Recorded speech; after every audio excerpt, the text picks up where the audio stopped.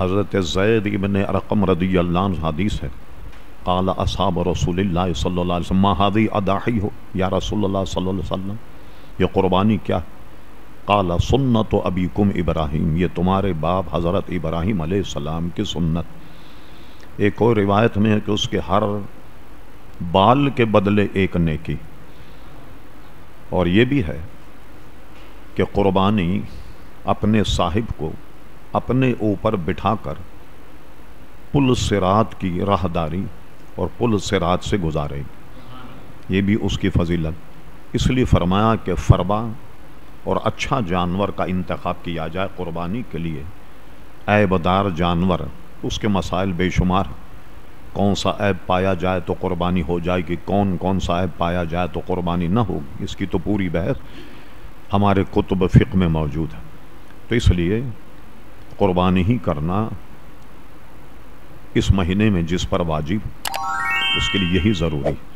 اس کا کوئی اور نعم البدل نہیں۔ جیسے آج کل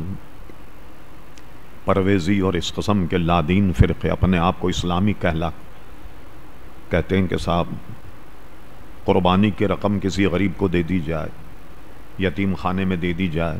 کسی غریب کو کپڑے بنا دیے جائیں، ہرگز نہیں۔ پوری امت کا اس پر اجماع کہ قربانی جو ہے دنوں میں ایام الاضحیٰ میں قربانی ہی کی جائے گی، اور اس کا کوئی نعم البدل نہیں۔ ہاں، اس کا بدل کب ہوگا؟ جیسے ایک آدمی پر قربانی واجب نہ تھی، لیکن وہ قربانی کے آخری دن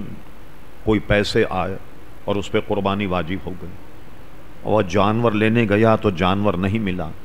یا قربانی کا جانور لے کر آیا اور آخری دن میں سورج غروب ہو گیا، تو ایسے موقع پر اس زندہ جانور کو صدقہ کرنا ہوگا،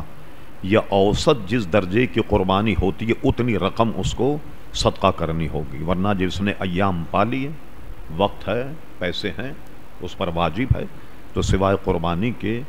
کوئی اس کا محترم حضرات بدل نہیں۔ اور اس کی تعدیب میں فرمایا کہ جس پر قربانی واجب ہو اور اس نے قربانی نہ کی تو ایسا شخص ہماری عیدگاہ سے نکل جائے، تو حضور نے بڑی سخت سرزنش فرمائی۔